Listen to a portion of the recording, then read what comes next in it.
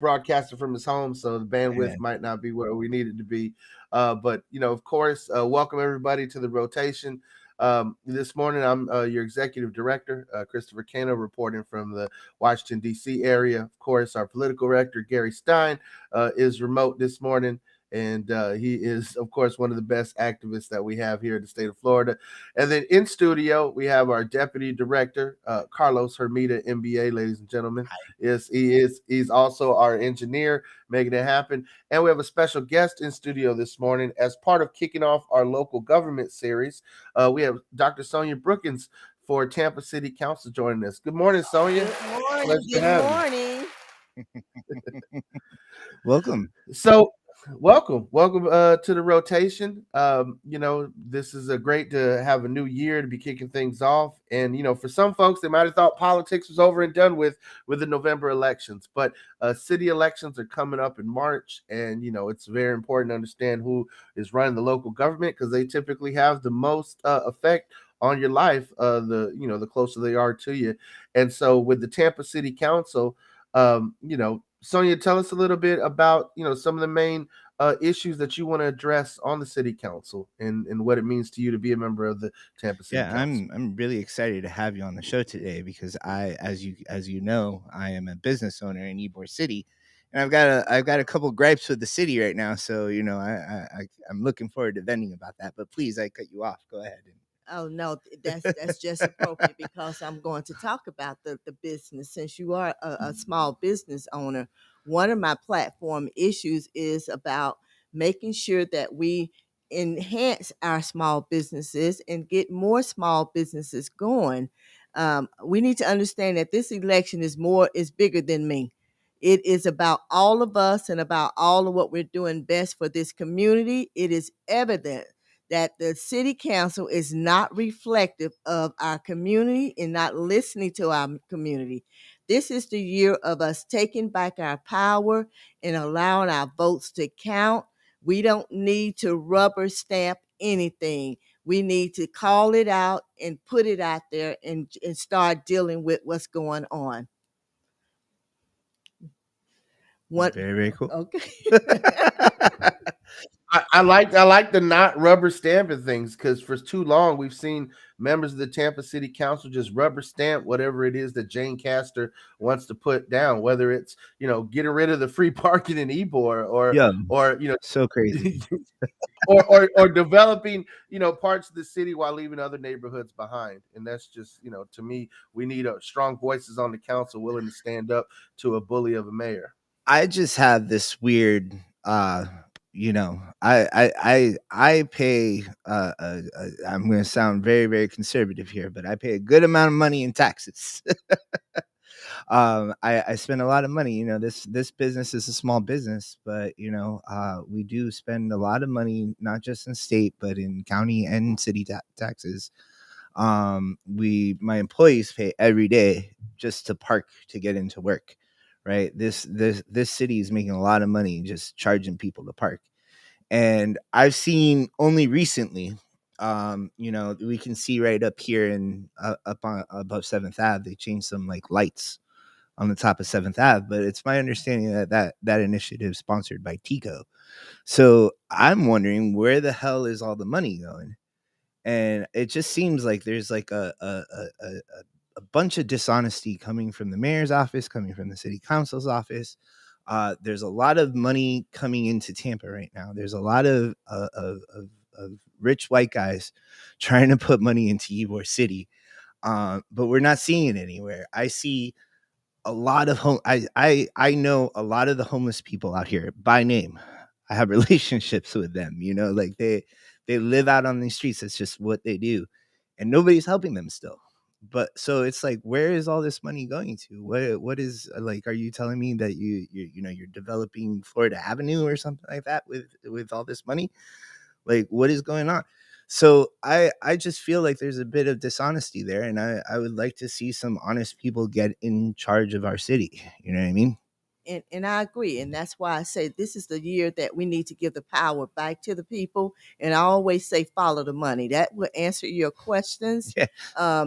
It's not about Mayor Jane Castor, and it's not about City Council. It's about the people. We own this city. This city was built on the backs of small businesses as well as families that reside in Ybor City and as well as throughout other communities. I'm a Ybor City girl. I was raised here in Ybor City as a child.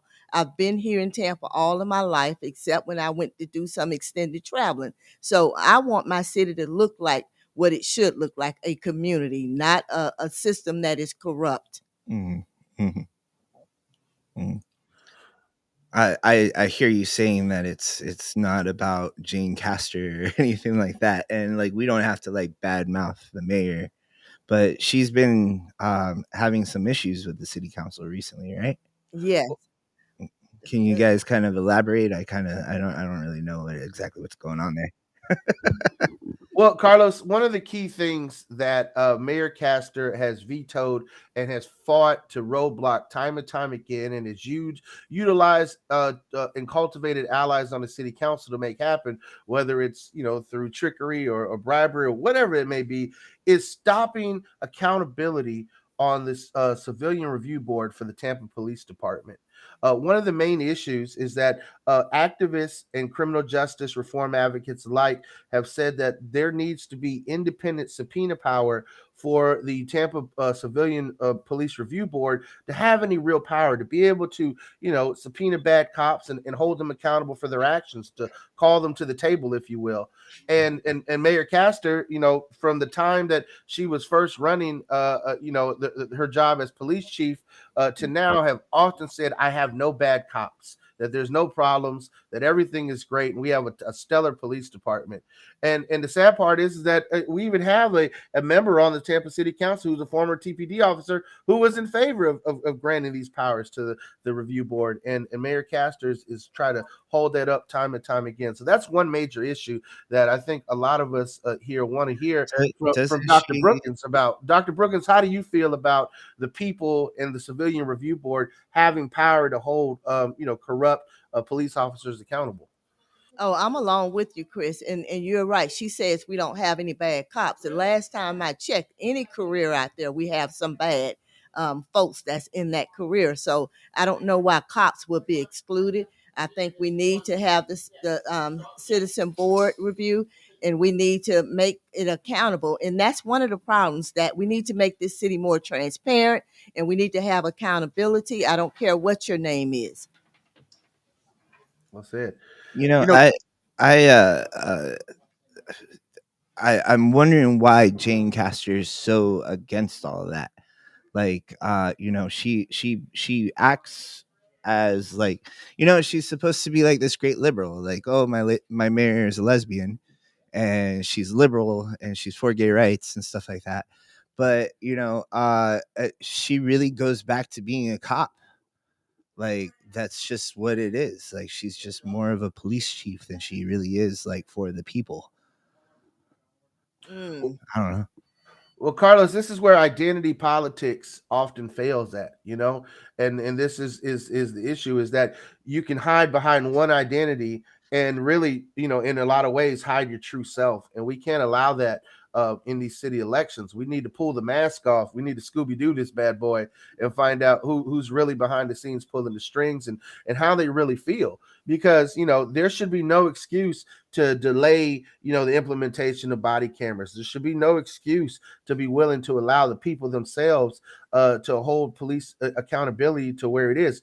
One of the most devastating things to me that I've heard recently was a story this week from a childhood friend who told me that at the last Gasparilla, he had too much to drink. He was intoxicated. He asked an officer to help him find his car, and rather than help him, this officer put him in a chicken wing, slammed him to the ground, handcuffed him, What? caused a concussion. He was had to be taken to TPD, and they let him go with no paperwork, no charges, right? And the sad part about it is that there is, for someone like that who was accosted, if he were to go to the civilian review board and say, "Hey, I was literally brutalized by the police when I was vulnerable and sick and I needed help, and instead they attacked me," and then just sent me to the hospital, dropped me off, and didn't even file any paperwork, no arrest reports or nothing. And there's no recourse for him to have accountability. These are the type of people that the Civilian Review Board is supposed to be able to help. When these egregious actions happen, when the cameras aren't rolling, when there isn't a social media app right in someone's face recording it, and so that's really the whole point of having a review board that is independent, that has subpoena power, that has real teeth to it. Otherwise, it's just a rubber stamp for internal review investigations that the mayor's office has already done. I hear something like that and I automatically think gang violence. Like I think that is a group of people all dressed alike, beating up some dude that pissed them off, right? No paperwork, nothing official, dumping him on the side of the road, letting him go fend for himself. Like that's gang violence. That is no shit. The cops are seriously like a gang here. Well, interesting enough, the Police Benevolent Association put out a candidate questionnaire to our city council candidates, asking them if they had ever posted anything that could be construed as negative towards the police, or if they ever supported the Black Lives Matter movement. Dr. Brookins, did you happen to see that questionnaire? And Yes, what I were your did. thoughts?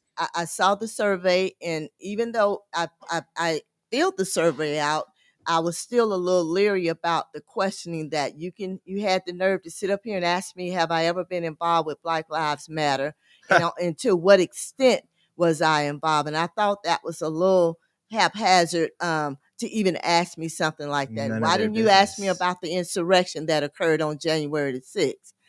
Why didn't you ask me about some of these other protests or movements that occurred where people were literally hurt? Um, I didn't understand it, and I was upset that some of the members on city council didn't speak out. It was more important for them to try to get an endorsement than for things to be done the right way. That question should never have been a part of it. Man, I remember when a couple of years ago when BLM was really doing things and having a lot of protests in Tampa. And I remember that like their first protest, their first march, and like the march ended at the mayor's office. And I remember Jane Castor, like for the cameras, was like trying to come out and be like, "I'm your Democrat mayor. I'm all for this," and like just was met with like all these boos and just bad. Like, she really has I remember Kano telling me about the whole biking while black thing while she was a cop. Like that thing should be more popular. Like there was apparently a point in time when she was head of police that if you were riding a bicycle while you're black, you had a pretty good chance of getting arrested for almost anything. And it's forced by intimidation. Let's just call it what it is. Let's intimidate those that we can and give them these outrageous fines to get the problem rectified. Yeah, yeah, it's no good. I'm not a big fan of her. I don't want to make this a big blast Jane Castor thing, but I am not a big fan. And this is not about um, attacking her character. This is about bringing the city together for the good and the rights of all the citizens. It's not about, like I said, this is not about Jane Castor. This is not what we're here to do to try to destroy her reputation. It's simply about give the people their rights and allow them to make decisions utilizing both the mayor and the city council. Let's not make it heavy on one end versus the other. Yeah, I mean, that was one of the reasons why Carlos and I and the other members of Suncoast Normal pushed for the Tampa City Council to be able to address the issue of civil citations. For too long in this city, the war on drugs has been utilized to over criminalize certain communities and to target certain communities. And one of the key things that I knew that if we passed a civil citation ordinance for marijuana possession was that the numbers would also eventually come out. Because when I was doing the research for the ordinance that we were pushing for in Lakeland, one of the things that really stuck out to me was that they had 401 marijuana arrests in that city in 2015, and 201 of them were black men. So you're telling me that 6% of the city's population makes up 50% of the arrest in any category. Screams to me a disparity that doesn't make sense. The numbers don't add up. That shows to me that there's a clear targeting of a community. And one of the things that I've always been interested in with our civil citation program is the numbers on the back end. Are they issuing civil citations in East and West Tampa, or are they only issuing them along Bayshore and across Kennedy? You know, who are they letting slide with a citation versus who they're taking to jail? And so this is one of the byproducts I knew that we were going to be able to have, is to have more data on who police let slide and who they over criminalize. So I'm interested to see, your thoughts on that, Dr. Brookins. Should we continue the civil citation program, number one, and number two, should we have some accountability as to how it's being enforced? Oh, of course, we should have accountability. As you told that story, I'm sitting here wondering how many Hispanic men were involved in the data that may not have been released. And I guarantee you that that number is higher. And like you say, in certain neighborhoods, let's face it, we're criminalized more for small deeds or small tasks as opposed to other neighborhoods. And I don't want to call any names out, but I think you all know what it's about. So yes, and it goes back to the community policing. We talk about community policing, but let's face it, community policing looks different in various neighborhoods. You know, it's not all about creating that trust and that bond within the neighborhood to kind of curtail the crime, but it's about an intimidation factor and utilizing it against those that may not be able to stand up for themselves. So, Dr. Brookins, what are your key platform planks? What are the issues that you want to address, when you're on city council? The first issue I want to address is looking at the budget, bringing that budget back up. We only Here, have two here. meetings a year in regards to the budget. And none of us know, well, I shouldn't say none of us, but some of us don't get enough information as in regards to what's going on with the budget. We have an influx of residents that's moving here to Tampa Bay every day, and therefore the budget is still staying the same. That doesn't make sense to me. If we have an influx of residents coming here, then we need to increase the budget. That's the first thing. So it needs to be transparent, and there needs to be some accountability. I guarantee you, if we follow the money, we'll understand why certain actions are starting to happen. The second thing is we invite corporations to come to Tampa Bay so we can build up our city for the sake of economic development. But we have no incentives to encourage the corporations to work with the small businessman or the businesswoman.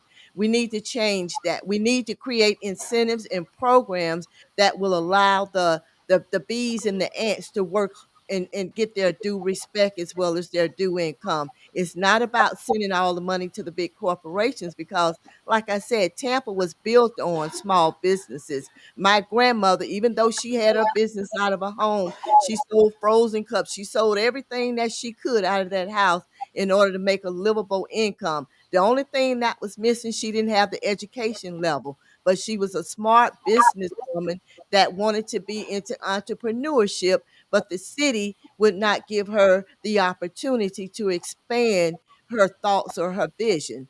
The third thing I want to change is we talk about affordable housing. Every politician is talking about we're going to change affordable housing, but it seems to be directed at a certain community. Affordable and attainable housing is everyone's problem. We see that the increase of homelessness has jumped up while the income has gone down. Homelessness does not look like the average mom on the street anymore. It looks like your child's teacher.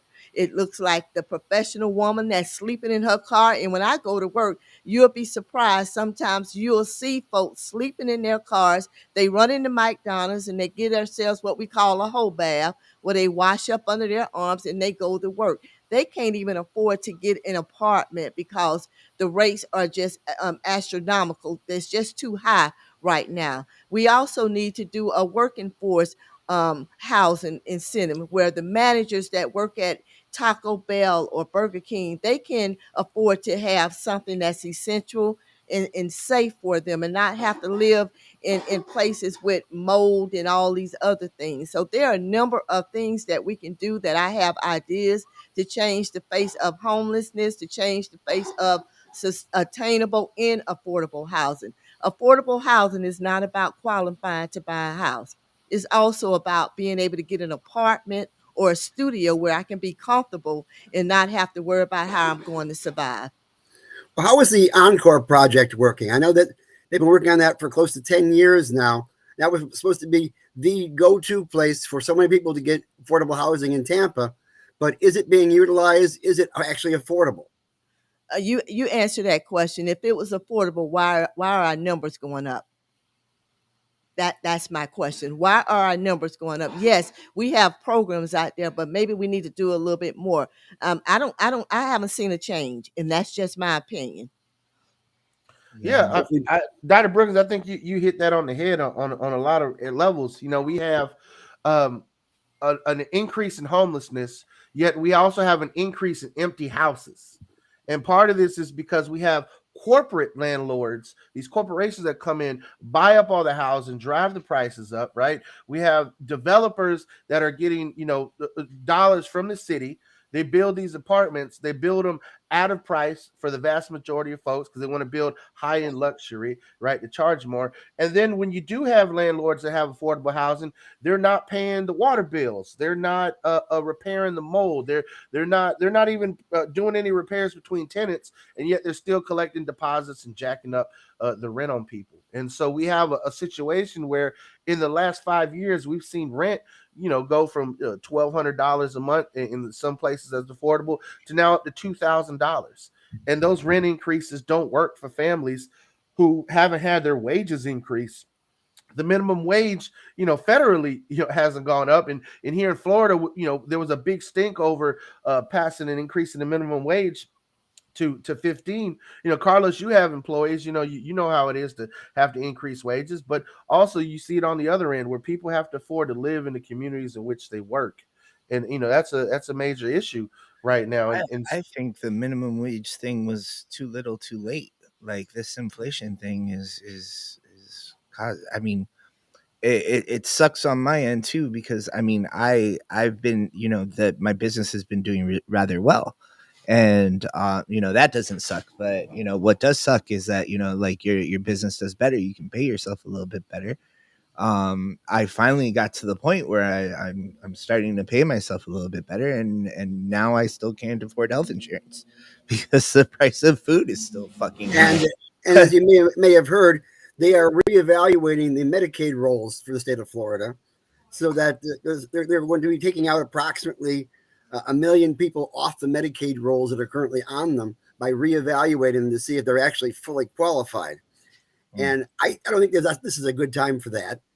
Number one, I understand that the state budget is difficult when it comes to healthcare. I mean, it's still 1/3 of the budget, but I don't think that it's being managed properly. And then it goes down to the city as well. And then, of course, we have preemption from the state to the city rules, so that oftentimes our city is overruled by the state rules in regards to how we can handle situations. And so we are having problems with our folks. And I do think that affordable housing, there should be better response from the state government, who constantly raids the funds for affordable housing that is supposed to be going towards the cities. So the question is, what can the cities do when the state is trying to preempt them? That's a good question. That's a good question. And those are the bigger issues that we need to be looking at. Getting the experts around the table along with the residents of the city, so we can come up with a solution for that. I agree. Now, of course, we could be like the city of Waldo and have most of our income coming from the people who drive through by just stopping them and giving them inordinate fines for being a mile over the speed limit. But Gary, we also I gotta let you know, discretion here too. Gary, I gotta let you know something off topic from the show, but Wu-Tang's totally cheating on you right now. What is that? I said Wu-Tang's totally cheating on you right now. Wu-Tang seems like she's in love with Sonja. Rudy, you dog. For those who don't know, Wu Tang is Carlos's Labrador, who just happens to be under the table right now, showing Yeah, love. she's being a bitch. People can't see under the podcast table, but typically whenever we do a show, my dog sits at Gary's feet. Oh, Well, it And keeps my feet warm. I should go without shoes for a while. It'd be fine. Gary, But you have I wanted competition. to bring up the topic of officer discretion because it's one of the things that is an issue. I mean, Carlos and I fought, and Chris fought for civil citations and tried to at least semi decriminalize cannabis here in the state of in Tampa area and in Hillsborough County. And yet you do have police who do well. They pull you over for anything, a possible broken taillight, and then they find probable cause, which is not the way it's supposed to work. Somebody close to me recently was pulled over, and they said that they claimed they saw a shake in her carpeting on the passenger side. Now, those people who aren't aware, shake is basically like dried parsley you might find in the carpeting. That is reasoning to believe that there was a reason to pull somebody over. That doesn't make any sense. And well, supposedly, you can't see the shake until you're already there. So the initial stop is irrelevant. There was no cause for the stop because you can't see the shake till you're in someone's window. How could you see that from the patrol car, right? I really don't want to give too many particulars, but we had a situation in the store where a man, I don't know if he was homeless or not or whatever it was, but the situation was he was just wearing underwear and a leather jacket. And that was it. He walks into the store and he starts mumbling. He's like, "Thanks for letting me in here. Thanks for letting me in here." And I'm like, "No, you got to get out." So and whenever you're trying to get somebody out of the store, you're not trying to touch them. There's tricks that you can do. So like what I was doing is I opened the door and I was like, "You need to leave. Please leave." The guy actually took a swing at me, but didn't connect, right? And after he took the swing, he ran out of the store, and he was met by a police officer. And sooner or later, another cop came that tackled him down to the floor, put him in the back of his patrol car. And when he came back to the group, after doing that, the first thing he said is like, "Okay, what can we charge him for?" So, I mean, when I saw that, and granted, like, I'm not trying to complain. These guys are trying to help my store or whatnot, but there seems to be like there could be better practices here on how to do these things, because this guy apparently threw him in the back of the car, not even knowing what he could charge him with. And when they realized that they couldn't charge him with anything, they decided to go down the road and just simply open the door and let him out. well, So cart before the horse there. But the fact is, if they're going to charge him with trespassing in your facility, they have to get paperwork from you where you're asking someone to be removed for trespassing. yeah, and actually there's evidence too, because I purposely have video and audio recording in my store. So if I ever say, "Hey, I need you to leave, please," and somebody says no, I have proof that I asked somebody to leave and they decided not to leave. You know what I mean? Well, So Carlos, sadly enough, that same story happened to a young teenage boy, Andrew Joseph, where he was picked up by the police at the fair because a whole bunch of teenagers were fighting. They just picked him up, and when they didn't have anything to charge him with, they just dropped him off, and then he was later struck by a car off of 301 oh and killed. shit. Yeah. And Wow. his family just recently won their judgment against the Hillsborough County Sheriff's Office just this past year, and that had happened many years ago. So these issues that we talk about, they're interconnected to this greater conversation around what policing looks like. If we're going to live in a country where you're innocent until proven guilty, to Gary's family members' point, that how could that person be guilty of a crime with there's probable cause to search their car and stop them, when there was no way from the patrol car that they could see shaking someone's window, or the fact that police will, in my situation, they told me I had a tail light out, but clearly I didn't. What I did have was a legalizer bumper sticker. Yeah. you know And to this gentleman who they're asking, they're literally fishing for a crime. Or the story I told about my childhood friend who was body slammed because he was intoxicated and he asked for help, and rather than helping him, he was assaulted, and has no recourse to hold anybody accountable through that because we have a civilian review board that doesn't have any power to do that. Now, Dr. Brookins, I don't know if you'll know the answer to this or not, but maybe it's a better question for the city manager. But what percentage of city income comes from citations, warrants, and fees in regards to the legal community, legal law enforcement? And you're right. I can't answer that question from the top of my head, but I can go and do the research and make sure I get that information to you because I don't want to give you the wrong numbers. But another thing that I want to bring up with the situations that we just talked about, when we're talking about mental health issues, when we're talking about resources to ensure that our police officers are trained, they are not needed at all situations. We understand that we want safety, but sometimes we need to send social workers out there to handle something that is small so we don't have these situations of throwing them in the back of the car and then just dumping them somewhere. Just like you said, with the situation with Andrew that occurred at the fair. That was a situation that could not have, should not have happened. The bottom line, those parents should have been called, and then there should have been an intervention if there was indeed a problem with fighting or something like that. But that young man should not have never been left to be just go across the interstate. Yeah, So well, his parents were at the fair at the time. Yeah, he was not involved with the raging that was going on at the fair at that point in time. We were actually there at the fair that night, and we wow. watched them. We watched the crowds of kids that were running up and down the aisles there and grabbing things off of all the various booths and stuff there, just out of a stampede kind of situation, where everybody was powerless except for to stand back and let everybody run by. And Andrew was not part of that crowd. That he was just there. His parents were there, and they said he had to leave the fairgrounds.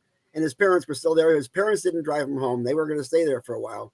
And then he decided to go ahead and cross I-4 instead of going to the bridge, which was an extra 3/4 of a mile walk.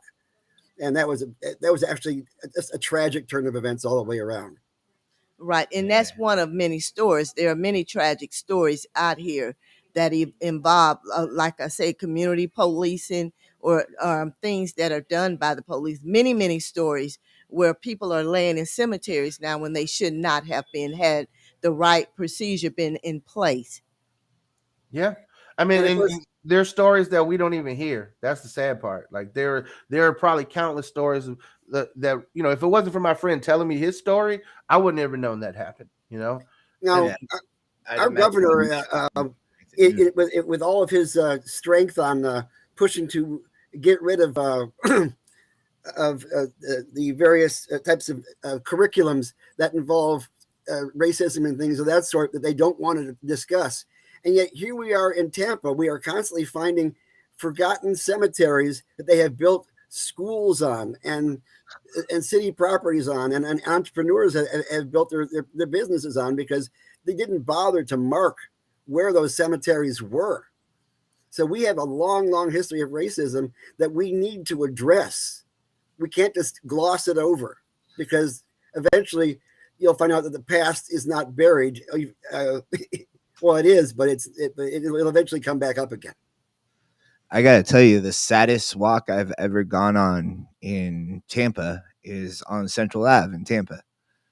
Over there by the I don't even know what those apartment buildings are called, but like apparently this avenue was like the center for black people back when Ybor City was like in the 1920s, 1930s, right? That was essentially the black side of town, and that was where you can go on a walk in this park there, this isolated park that has like literally it's overviewing this apartment complex, and like all these retail locations are empty in this apartment complex, and it literally outlines through the walk in the park how this was like just this big great neighborhood, and then it was bustling with all these businesses, and it names all these different businesses Mhm. that Ray Charles visited, and all these different, Moses White barbecue.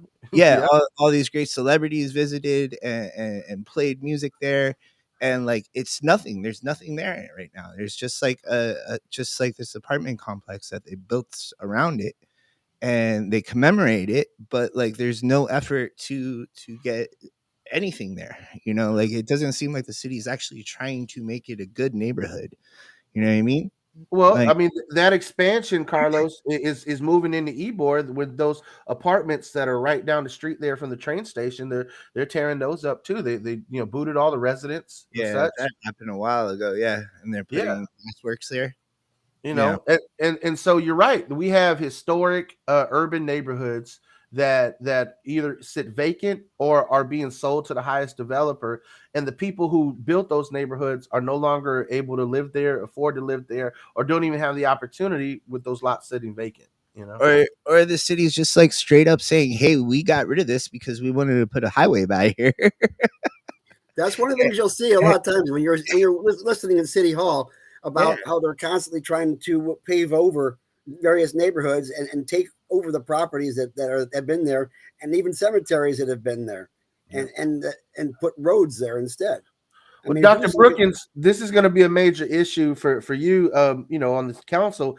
Some of the people who are you currently running against are pro, Tampa Bay Expressway. They're pro tearing down these historic neighborhoods for the sake of building, luxury toll lanes to, get people from Wesley Chapel to be able to get to the airport, for $20 or whatnot.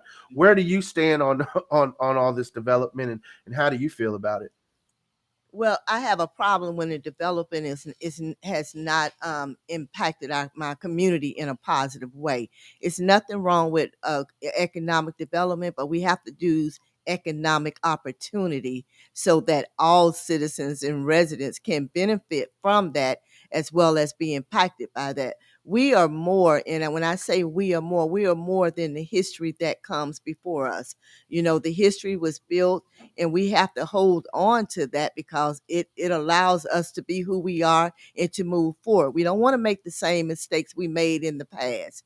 We can't go back and change things like that, but we can move forward and bring along some of the history that is positive into our community so we're all aware. And then this is what equity is about. Let's just be honest about it. Equity in healthcare, equity across the board. We have to stop saying that term and start utilizing and putting it in action. Well, according to Governor Ron DeSantis, we got to stop using that term altogether. They're taking that out of the school systems. They're taking it out of the college systems. But I do want to go back before we drift off on that subject. Yeah, let's not get started on Ron DeSantis. We'll go all day on that.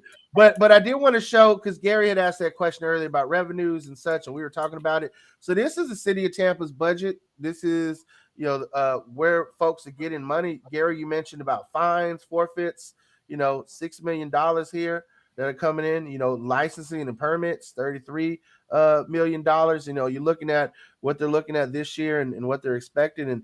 And then you're looking at where they're actually spending the money and such. And so, the city looks like they want to, increase in the debt here in the city.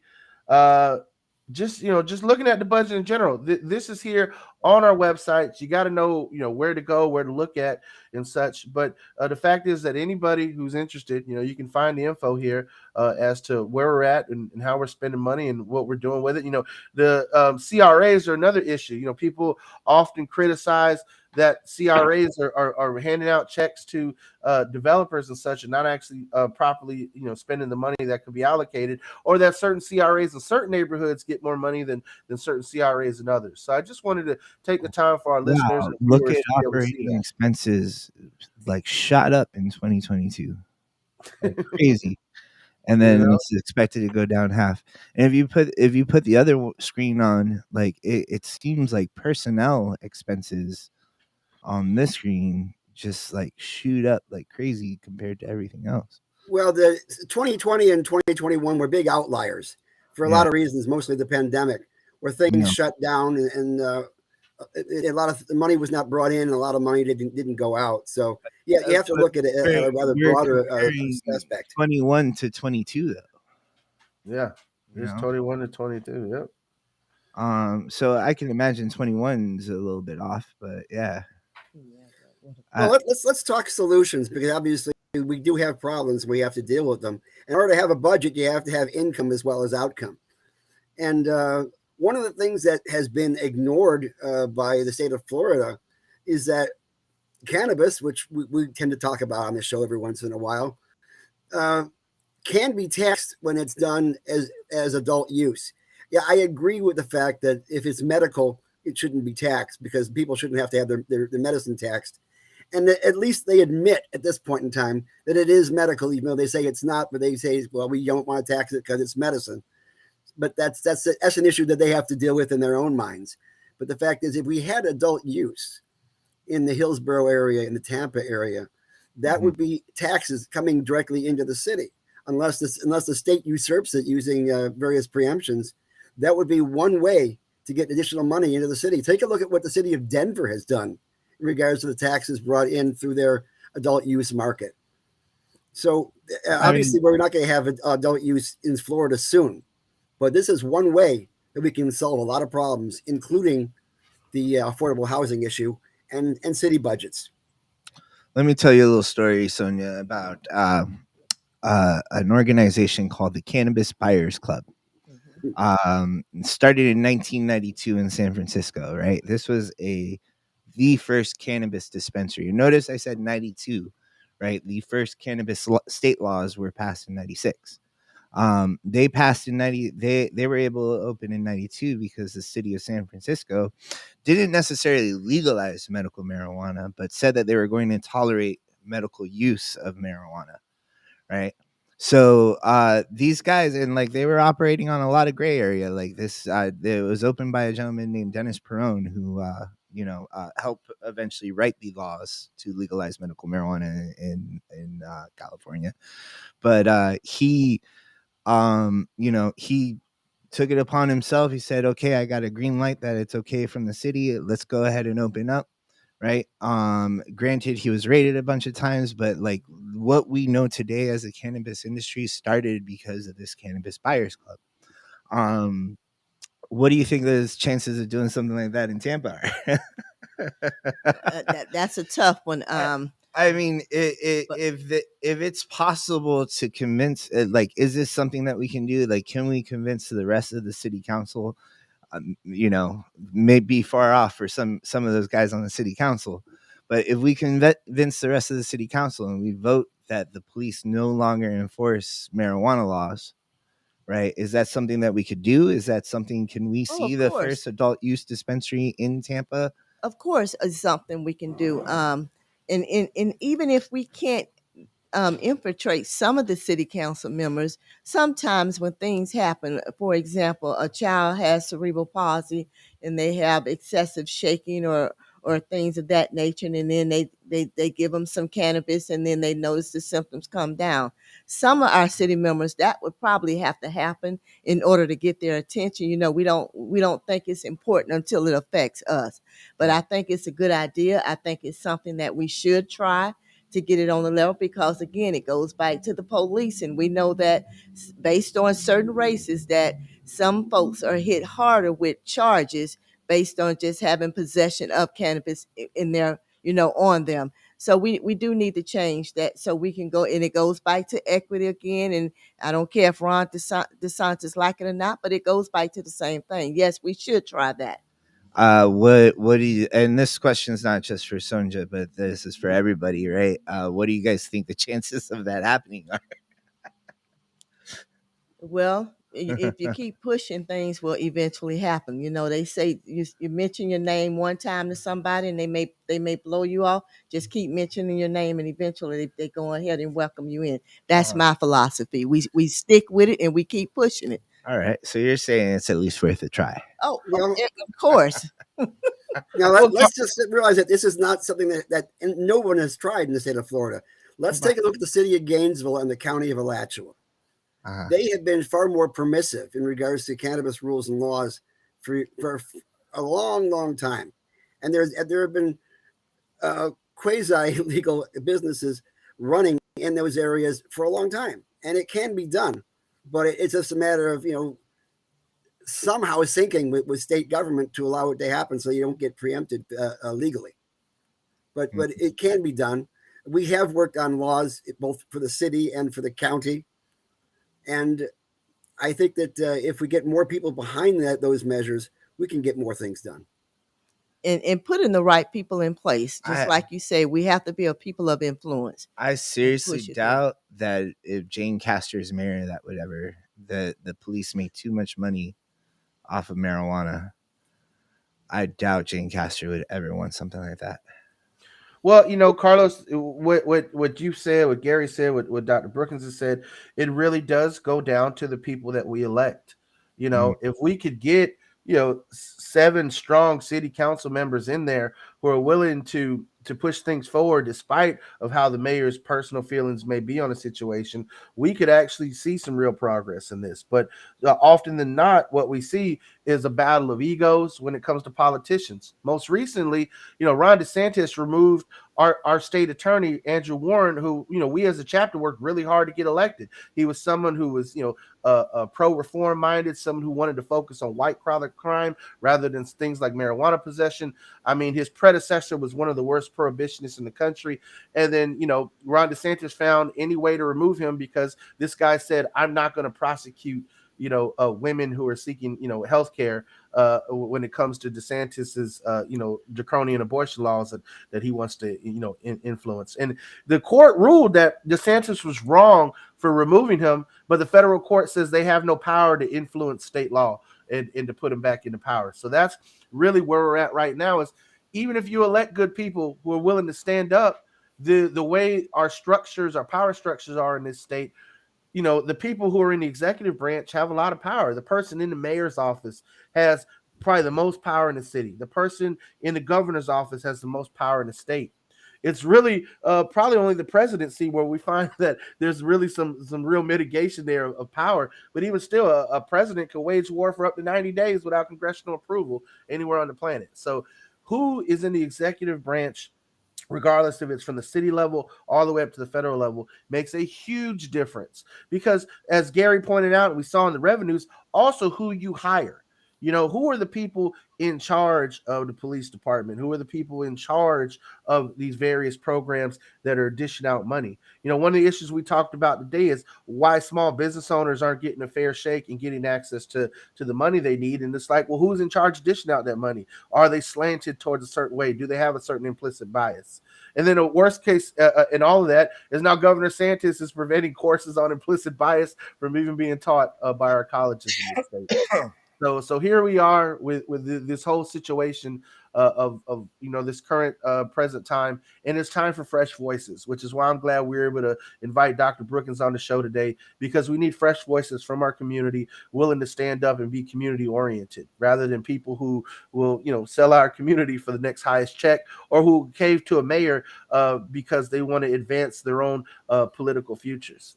When it comes to political futures, you can see that mine is nowhere near attached to our mayor. I don't give two flying fadoodles as to where she is or how her power structures that be. What I care about is truth, honesty, justice, and making sure our citizens get a fair shake. And we've told multiple stories, around these squares today about how people are not getting a fair shake when it comes to police enforcement, when it comes to the dollars that are being issued out by our local government. And it's time that we elect people that are willing to do that. And so, Dr. Brookins, I'm going to give you the floor to go ahead and give our viewers your stump speech. Tell them why they should be voting for you, and why you can bring that change that we so vitally talked about today. Now, this is also an at-large position, correct? So no matter where you are in the city of Tampa, they can still vote for. Yeah, you can still vote regardless of where you're at. Let me get my stump piece together. But before I do that, I want to say that we need to stop politicking. We need to stop tricking folks into believing something that is not there, and start making everything transparent and accountable. I don't care what your name is. I don't care how much money you have. It's not about the money. It's about giving the rights back to the people that run the city. We are the city. And now give me my last final words, shall I say. Again, I'm Dr. Sonja Brookins. I was born and raised right here in Tampa Bay. As a matter of fact, right over here in Ybor City is where I grew up as a young lady. And I want to serve as your city councilwoman. This election is bigger than me, as I said before. It's not about all of us, and it is about all of us and doing what is best for our community. It is evident that the city council is not reflective of our community and is not listening to the community. I'm running to change that narrative. I'm running to effectuate true change with transparency and accountability. I'm running because I am not a puppet. I don't believe in rubber stamping. I have no problem standing up against what's wrong and standing up for the people of what is right. This is the people's city, and I say that over and over again. So I believe in people over politics. I don't believe in politicking. I believe in getting down to business and do what we need to do. I had the honor of serving this community when I was the soil and water supervisor for the past 2 years, and I was able to accomplish many, many things that brought the bridge together, regardless of your political party, regardless of how much money you make. So I want to be able to make that change on a city council seat. So I want to ensure that our children that's coming up behind us can thrive in a great city while we build a historical perspective that is positive and that will impact our city in the best way.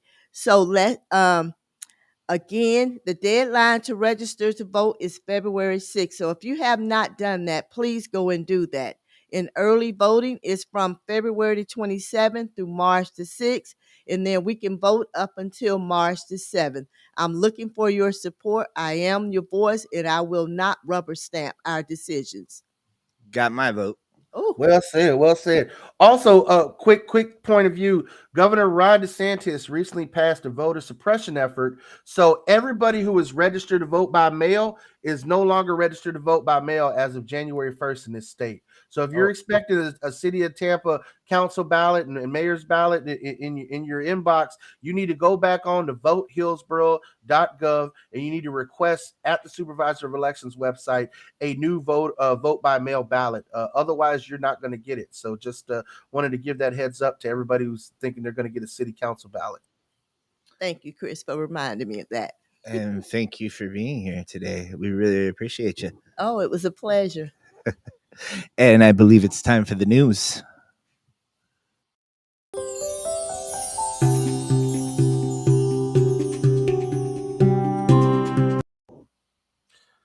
All right, so here we are with the normal news, and I just wanted to let folks know that there is some amazing developments happening. In particular, the United States Virgin Islands governor has signed legislation legalizing cannabis use and expunging past convictions. Now, the Virgin Islands only has a population of about 106,000 people, but Governor Albert Bryan Jr. has signed legislation into law regulating the adult use of cannabis market and to provide relief with those with past marijuana convictions. This makes the Virgin Islands the 34th legislature in the country to actually move forward and legalize cannabis for adult use. I'm pretty excited to see how this develops and such. I mean, if I could get remote work, I would gladly remotely work from the U.S. Virgin Islands and still be able to utilize this.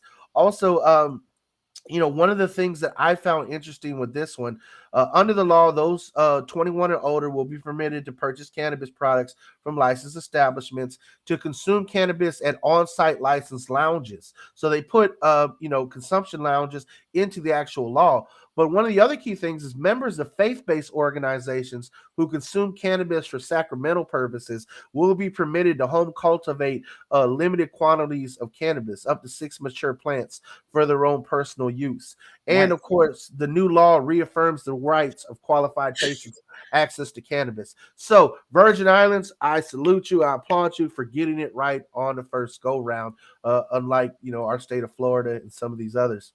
So is the Coptic Church still active in the islands over there? Well, you got to think about it. We got Coptic Church, you got the Rastafarians. You have a lot of cannabis churches that we've seen here in the United States that have been prosecuted. Kudos to the Virgin Islands for reaffirming those rights. At that level, at the territorial level. I do know that it was actually under the Clinton administration. It was Janet Reno who went to the Supreme Court, and it was decided in favor of the U.S. government that you did not have a religious right to a controlled substance like cannabis.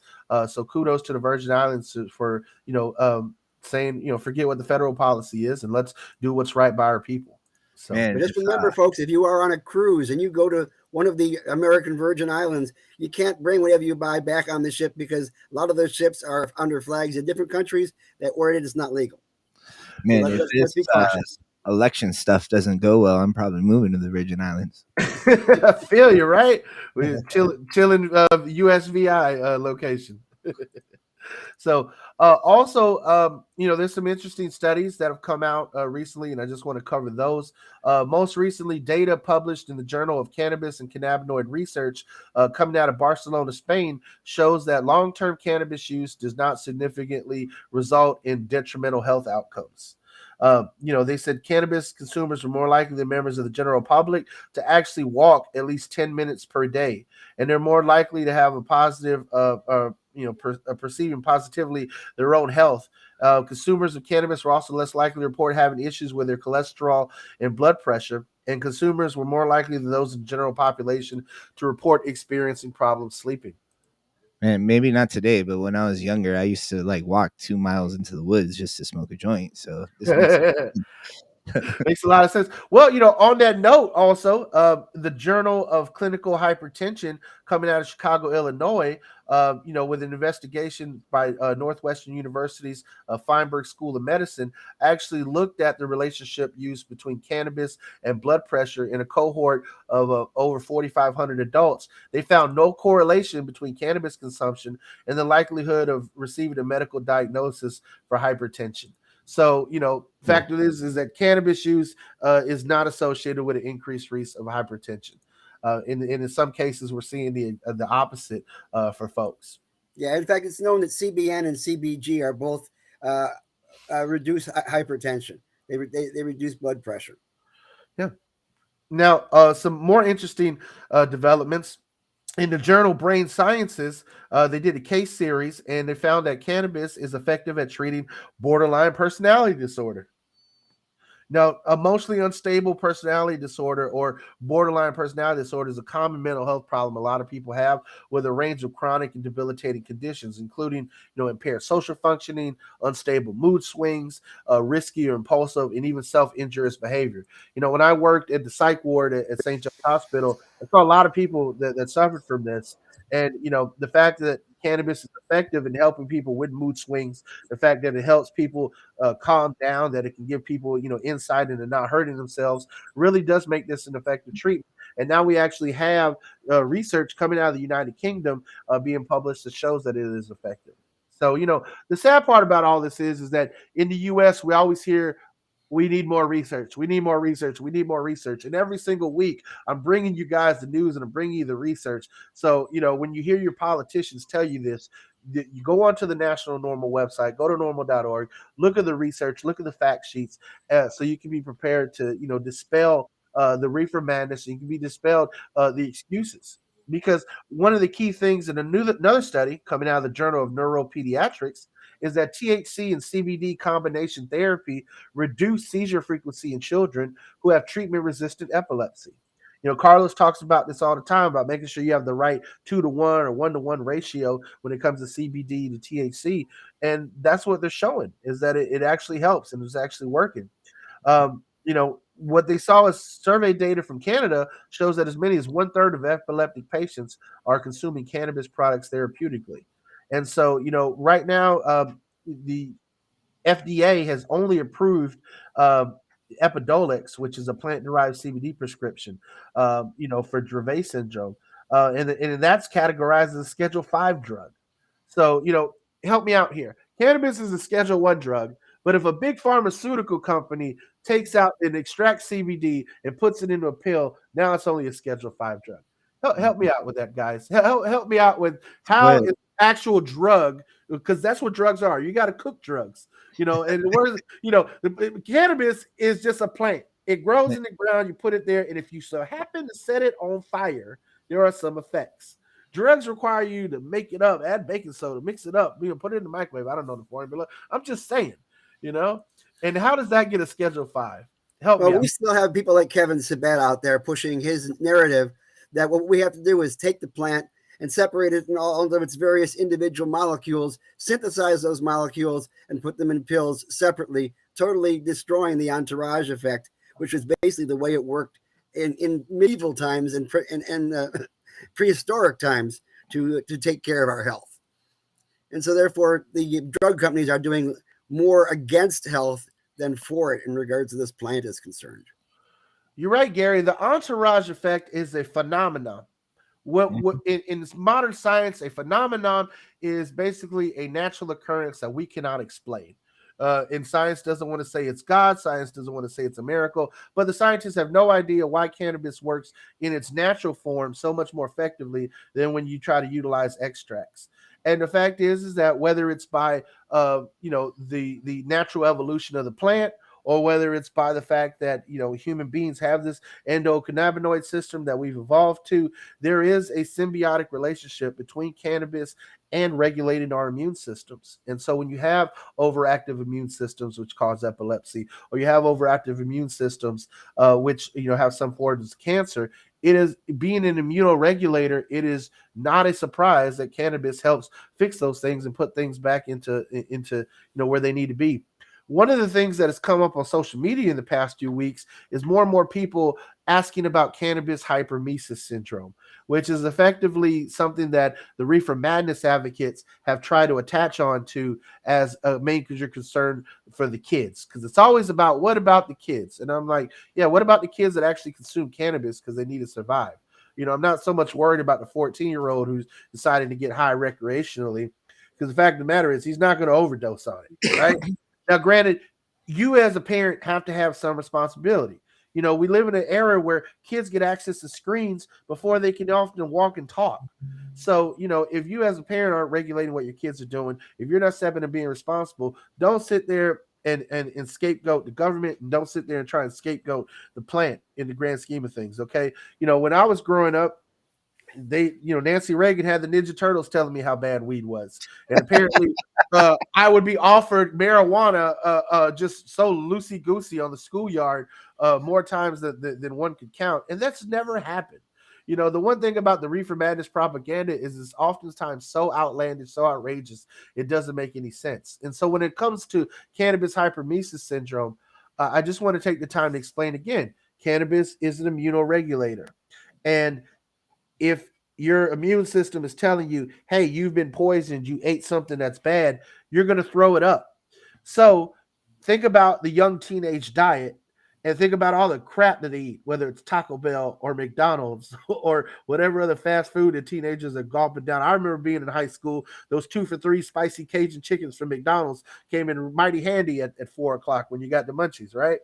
So if you consume cannabis, and good cannabis in high amounts, and you consume poison, right? Your body's going to say, oh my God, you've been poisoned, you need to throw this up. So cannabis hypermesis syndrome is just a reefer madness tactics for folks to understand that they don't quite understand the science behind the plant. So I know somebody that was diagnosed with CHS, and it scared the shit out of them. First off, like, they're not going to be consuming cannabis at least anytime soon. But one thing that was particularly interesting is that they self-diagnosed themselves with CHS before they went to the doctor. Showed up at the doctor saying, hey, I haven't smoked weed in about a week, right? I'm still throwing up. There's something wrong, right? The doctor ended up giving them a list of all these different foods that had cannabinoids in them, right?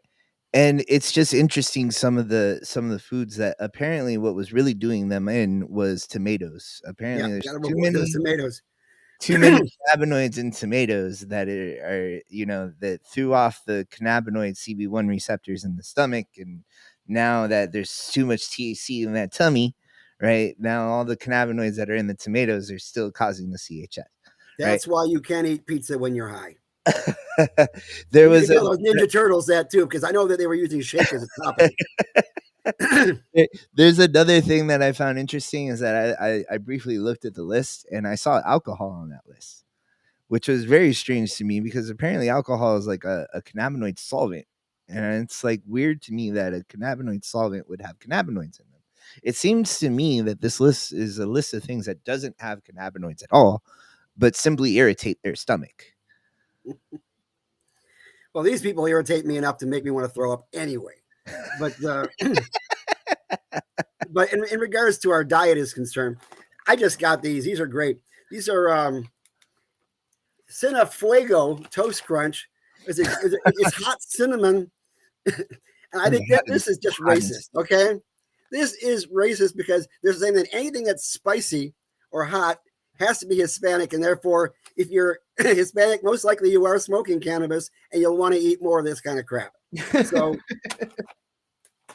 but they are good, even though they are fuego, which is the only Hispanic word on the entire package, by the way. I think that's like it's cultural appropriation. I think white people are just saying, "Yo, that shit is fuego, son." That's a very California product, Gary. I can tell that. That's definitely not a Florida product. Fuego. It's fuego, like we have over at the Publix, or not Publix, Walmart. They have Cubano bread, which is great labeling for people who only speak Spanglish. Well, I mean, that's better than Publix selling Puerto Rican bread. I mean, they just flat out call it what they call it, right? Yeah, I like my medianoches. Those that you have to have that Puerto Rican egg bread. It just my latest dynamite. thing about the Cuban sandwiches is it seems that white people in Tampa don't think that Cubans had Swiss cheese or mustard before they got to Tampa. They never had mustard in the island. And they brought salami over from Havana. Yeah. Killing me, Small, just killing me. Well, on a more somber note, I do want to take the time to recognize that National Normal Advisory Board member David Crosby has passed away. And for those who don't know, David Crosby, amazing singer, and he has, for decades advocated for legalization. And so just want to say, rest in power, David, and a shout out to all the amazing work that he's done to help Normal along the way. Yeah, the fact that he lived to 81, despite all of his massive drug issues when he was younger in regards to being a heroin addict, I think is possibly talks to the curative measures of cannabis, even when it comes to drug abuse. Yep.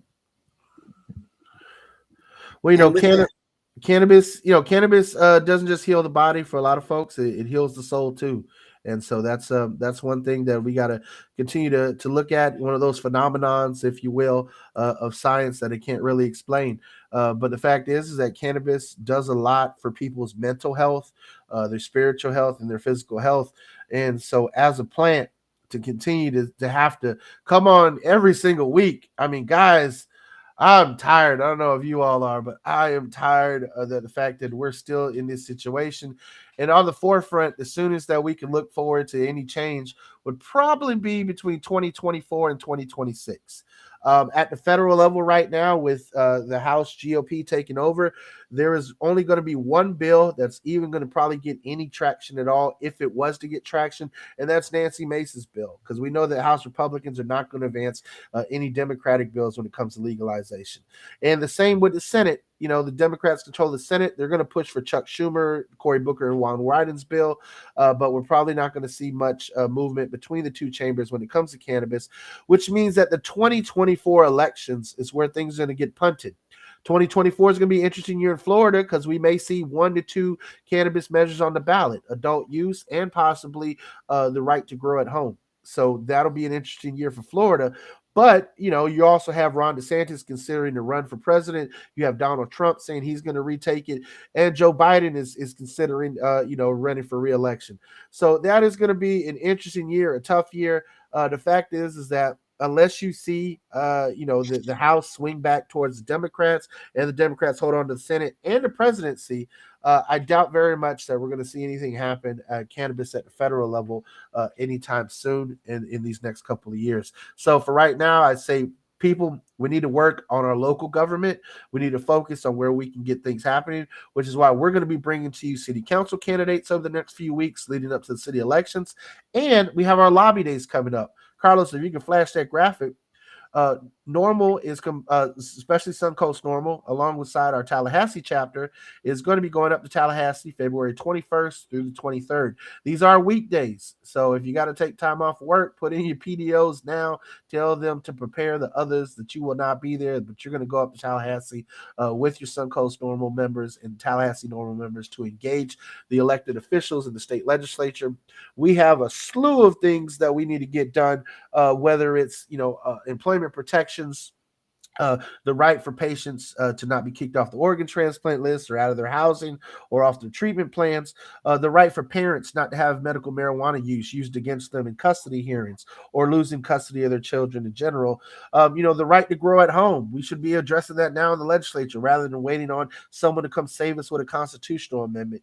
On top of many of the other things that your amazing political director, Gary Stein, is continuing to work on, including the expansion of qualifying conditions and tourist reciprocity. So, Gary, if there's anything I left out, please feel free to mention it now, but tell folks why we need them to join us in Tallahassee. We got a tough nut to crack this year over in Tallahassee. I mean, they've already had a couple of committee weeks already, and the only bill that's come out so far with the word cannabis, and I know there's more to come, but the first one that came out, and it's always that one that they push hard on, especially from leadership, is substance abuse services, coming from Gail Harrell, who also happens to have some industry in her own family in regards to that matter. But the fact is, if they're putting more money into treatment when treatment is really not necessary in regards to cannabis is concerned, it is necessary for opioids and things of that sort. But they're concentrating on cannabis as well, and they're saying, oh, if you get pulled over for having 20 grams, you need to go to a substance abuse treatment program for a year where you have to take off time from work. You have to piss in a cup twice a day, whatever. And it may be just because of the fact that you happen to not have your product in its original canister. If you decide to go ahead and sample it on the way home or some ridiculous thing like that, whatever, the fact is you don't really need the treatment. What you need to do is just follow the rules and not get arrested, which is important. And we're going to work on those rules as well. But we need to go ahead and concentrate on getting all the proper glitch rules out there and passed this next year. We're talking about reciprocity, where if you're a guest in the state of Florida, you have the right to go ahead and purchase some and help out the entrepreneurs here in the state of Florida. And also, we have employee protection, so you don't get fired from work for having a medical card. We have patient protection, so again, you don't get kicked out of the hospital or nursing home or kicked off the transplant list if you have a medical card. Parents' protections, parents' rights protections, which I think is a great name for a bill, because we're talking about the fact that if you have a medical card, if you're using it medically, they shouldn't use that against you or take your kids away from you because you're trying to keep yourself healthy. Because people are often very responsible in regards to keeping the product away from kids, especially when they're using it for themselves because they need the product for themselves. They're not passing it around the neighborhood. They're not passing it out as gummy bears on Halloween for the same reason. Well, Gary, on that note, I'd like to see the state of Florida address the fact of cannabis use during pregnancy, because for some women, there is intractable morning sickness. There is, nausea that is debilitating. And as you can see, my puppy is telling me, hey, you need to hurry up and wrap up. I want to go outside. But the fact is that we need to address that, because what we're seeing is disparate numbers of African-American and Hispanic women are tested 9 out of 10 times in the hospital, whether they ask for it or not. And people are losing their children because they're utilizing cannabis, while they're pregnant.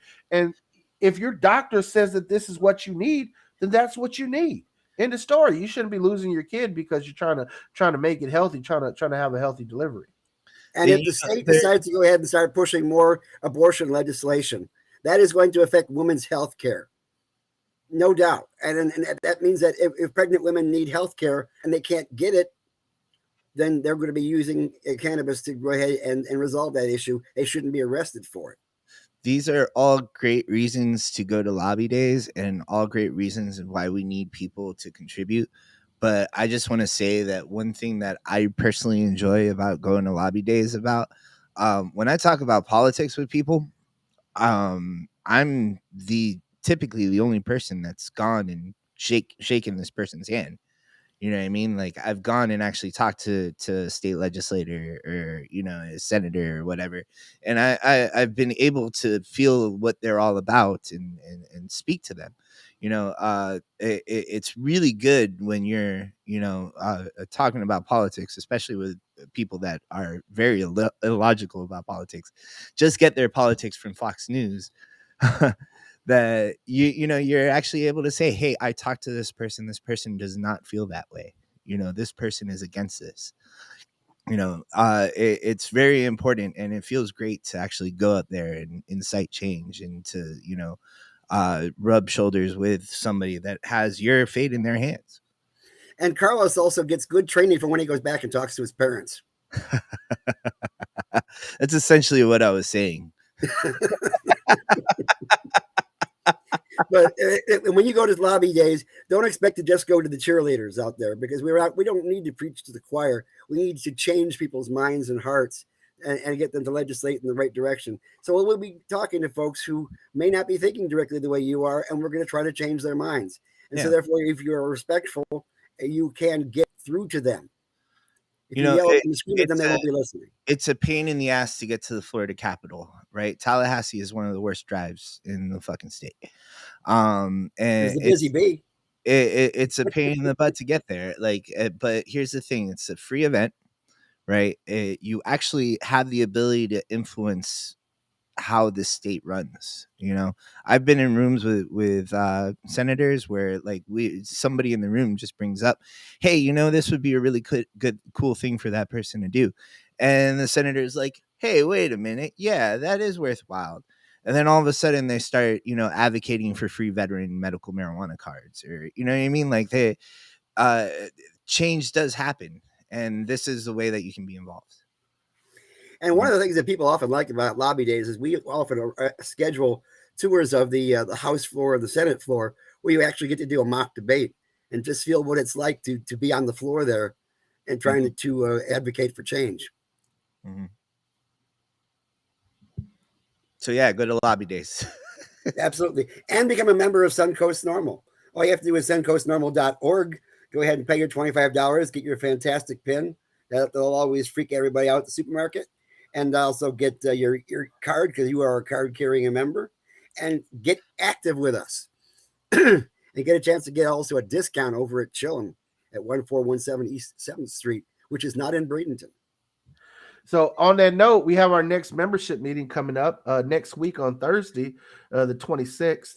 Go to suncoastnormal.org, register. It's going to be over Zoom. So if you don't have to worry about traveling anywhere, it'll be, from 7 to 8:30. So tune in next Thursday, 7 o'clock.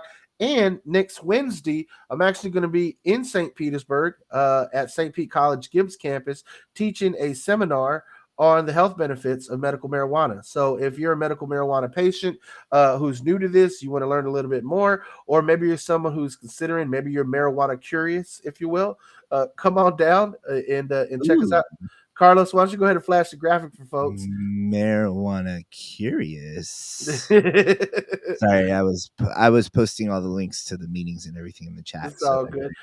But yeah, come on down Wednesday, 6:30 p.m. at the West Community Library on the St. Pete Gibbs campus.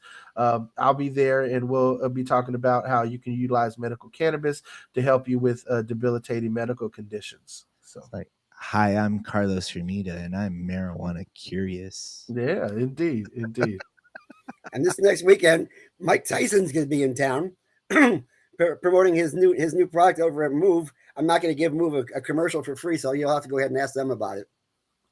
Yeah, hopefully we get a chance. Gary's done the hard work to try and get Mike on the rotation, so fingers crossed that his press team will give us some time to do that interview.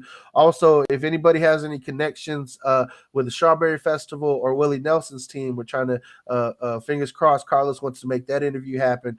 But we're looking forward to doing our best to bring you some great celebrity interviews this year. And also in May, we're going to be putting on some cannabis awards to recognize very various activists and folks who have contributed to making the cannabis industry a reality here in Florida. So we appreciate all the hard work that folks have put in. We're going to continue each and every week to bring you the rotation, and looking forward next week to continuing our series on city council candidates. So jump in the rotation next week, 10:45 a.m. on Sundays. Sometimes we get a little bit later start. Never know when difficulties may pop up, but you can expect us to be on next Sunday morning. It's our show. Peace out and go Bulls. Bye.